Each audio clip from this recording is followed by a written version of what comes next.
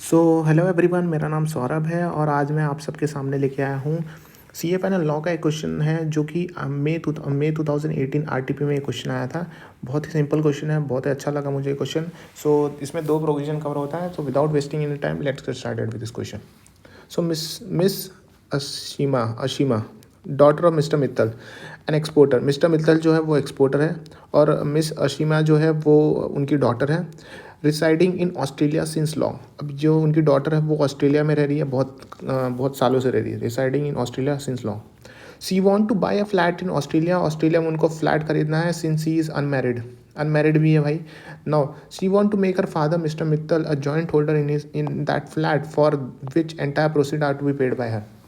तो यहाँ पे क्या हो रहा है, मिस अशीमा जो है डॉटर है मिस्टर मित्तल की। जो मिस्टर मित्तल जो है वो एक्सपोर्टर है। वो कहाँ, जो अशीमा रहती है वो ऑस्ट्रेलिया में बहुत काफ़ी लंबे समय से रह रही है ऑस्ट्रेलिया में।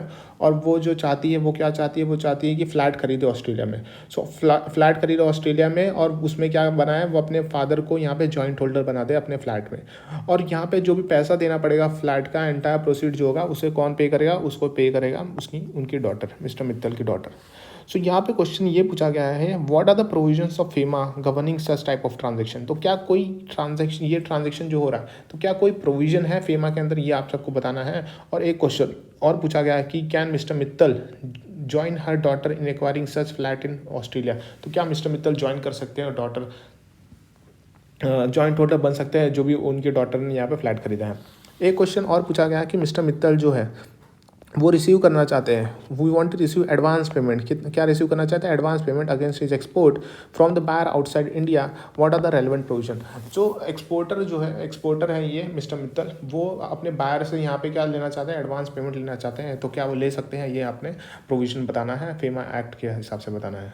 So provision regarding the acquisition and transfer of immovable property outside India. So provision ये बोलता है कि कोई भी पर्सन जो रेसिडेंट इन इंडिया है, एनी पर्सन, ए पर्सन जो रेसिडेंट इन इंडिया है वो एक्वायर कर सकता है क्या, इमूवेबल प्रॉपर्टी एक्वायर कर सकता है आउटसाइड इंडिया।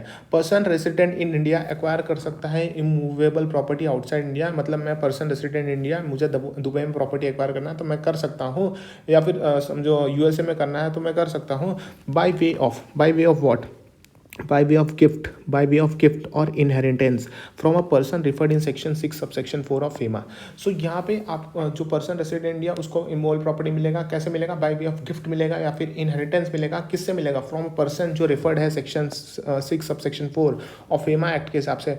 और अ पर्सन जो रेसिडेंट है इंडिया में, यहाँ पे गिफ्ट किससे मिल रहा है, गिफ्ट मिल रहा है पर्सन रेसिडेंट इन इंडिया जिसने एक्वायर किया है, जिसने क्या एक्वायर किया है, प्रॉपर्टी ऑन और बिफोर 8 जुलाई 1947। 8 जुलाई 1947 के पहले उसने एक्वायर किया था प्रॉपर्टी किसी पर्सन रेसिडेंट इंडिया ने, और उस प्रॉपर्टी को पर्सन रेसिडेंट इंडिया ने यहाँ पे गिफ्ट दे दिया उसको। एंड वो क्या करता है, जो जिसने एक्वायर किया था property, and he continue to be liable to be held by him with the permission of Reserve Bank of India.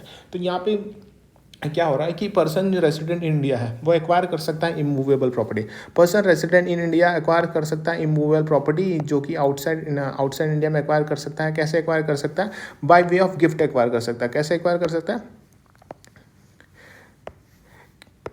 कैसे एक्वायर कर सकता है, by way of gift from a person जो रिफर्ड है सेक्शन 6 सबसेक्शन 4 ऑफ फेमा, और from a person resident in India who acquired a property on और before 8 July 1947 and continue to be held by him with the permission of Reserve Bank of India. दूसरा point ये आता है कि person resident in India जो है वो acquire कर सकता है इमूवेबल प्रॉपर्टी आउटसाइड इंडिया में एक्वायर कर सकता है by way of purchase.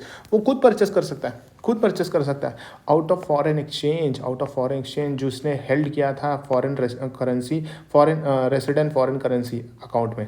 Resident RFC account maintain होता है, आरएफसी अकाउंट में उसका फॉरेन एक्सचेंज पड़ा था, उस फॉरेन एक्सचेंज को यूज़ करके तो वो क्या कर सकता है, परचेस कर सकता है प्रॉपर्टी को। तीसरा कंडीशन ये है कि तो वो property person resident in India जो है एक्वायर कर सकता है इमोवल प्रॉपर्टी आउटसाइड इंडिया अगर वो jointly with a relative who is a person resident outside India provided there is no outflow of fund from India. तो यहाँ पे वो जॉइंट होल्डर बन सकता है किसके साथ, पर्सन रेसिडेंट आउटसाइड इंडिया के साथ। जॉइंट होल्डर किससे साथ बन सकता है, पर्सन रेसिडेंट आउटसाइड इंडिया के साथ बनता है, जॉइंटली विद अ रिलेटिव होनी चाहिए उसकी। प्रोवाइडेड यहाँ पे क्या होना चाहिए, प्रोवाइडेड ये होना चाहिए कि कोई भी यहाँ पे आउटफ्लो नहीं होना चाहिए फंड का फ्रॉम इंडिया से कोई भी आउटफ्लो नहीं होना चाहिए। तो फर्स्ट कंडीशन यहाँ पे ये हो जाता है कि प्रोविजन रिगार्डिंग इमूवेबल प्रॉपर्टी। फिर a person resident in India, person जो रेसिडेंट है इंडिया का, ठीक है, वो एक्वायर कर सकता है इमूवेबल प्रॉपर्टी कहाँ पे, आउटसाइड इंडिया में। पर्सन रेसिडेंट इंडिया एक्वायर कर सकता है इमूवेबल प्रॉपर्टी आउटसाइड इंडिया में bye way of inheritance, inheritance से ये पता है हमें, गिफ्ट से भी कर सकता है, from a person resident in India, from person resident India. So person resident in India वो एक्वायर कर सकता है immovable property outside India by way of, कैसे एक्वायर करेगा, या तो गिफ्ट मिला उसको या तो इनहेरिटेंस मिलेगा, किससे, from a person resident in India who has acquired such property in according with the foreign exchange provision. तो जिस पर्सन ने एक्वायर किया उसने कौन से उसने प्रॉपरली फॉरेन एक्सचेंज प्रोविजन जो फेमा एक्ट प्रॉपर अगर उसने यूज़ किया तो उस पर्सन से वहाँ पे इनहेरिटेंस में ले सकता है, गिफ्ट में ले सकता है। कौन ले सकता है, पर्सन रेसिडेंट इन इंडिया, ठीक है। अगर कंपनी की बात करें तो यहाँ पे कंपनी जो इनकॉर्पोरेटेड है इंडिया के अंदर, कंपनी जो इनकॉर्पोरेटेड है इंडिया के अंदर जिसका अगर ओवरसीज ऑफिसेस है वो भी एक्वायर कर सकती है इमूवेबल प्रॉपर्टी आउटसाइड इंडिया, अपने बिजनेस के लिए एक्वायर कर सकती है, रेसिडेंशियल पर्पस के लिए एक्वायर कर सकती है, अपने स्टाफ के लिए एक्वायर कर सकती है अकॉर्डिंग विद द डायरेक्शन जो भी इशू किया जाता है रिजर्व बैंक ऑफ इंडिया के द्वारा।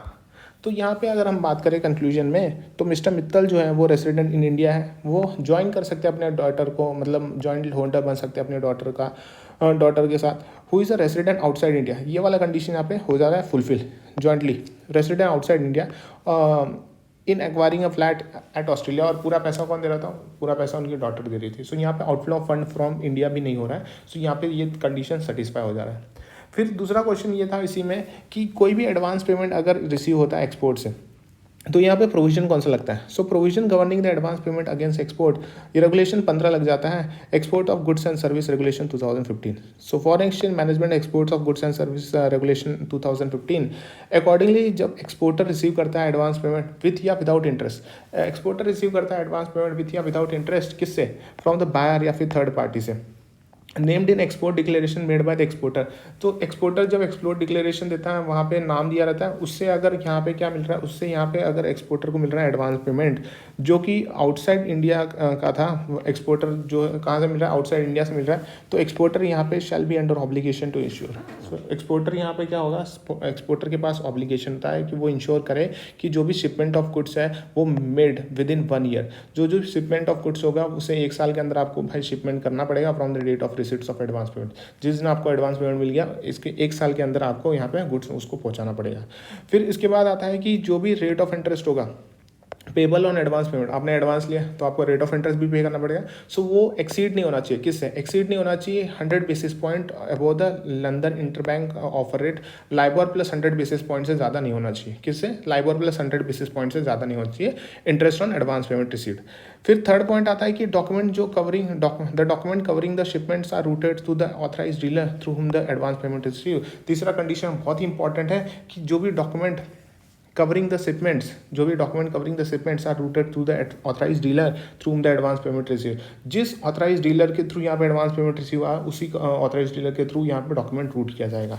Provided that in the event of exporter inability, अगर एक्सपोर्टर की इनएबिलिटी हो गई to make the shipment partly या फिर फुली विद इन 1 ईयर, अगर एक्सपोर्टर यहाँ पे नहीं कर पाया, यहाँ पे शिपमेंट नहीं कर पाया विद इन 1 ईयर या तो पार्टली या तो fully from the date of receipt of advance payment, तो यहाँ पे आप रेमिटेंस नहीं कर सकते हो, पैसा रिफंड नहीं कर सकते हो unutilise portion of advance payment without the permission of RBI. तो यहाँ पे आपको क्या लेना पड़ेगा, यहाँ पे आपको जाके परमिशन लेना पड़ेगा रिजर्व बैंक ऑफ इंडिया के पास। तो यहाँ पे दिया गया है कि provide that in the event of exporter inability हो जाती है to make the shipment partly या फिर fully within 1 year from the date of receipt of advance payment और towards no remittance toward refund of unutilise portion of advance payment or towards payment of interest shall be made after expiry of period of 1 year before the prior approval of without the prior approval of RBI। so without prior approval of RBI आप यहाँ पे उसको वापस refund नहीं कर सकते या फिर इंटरेस्ट नहीं पे कर सकते हो।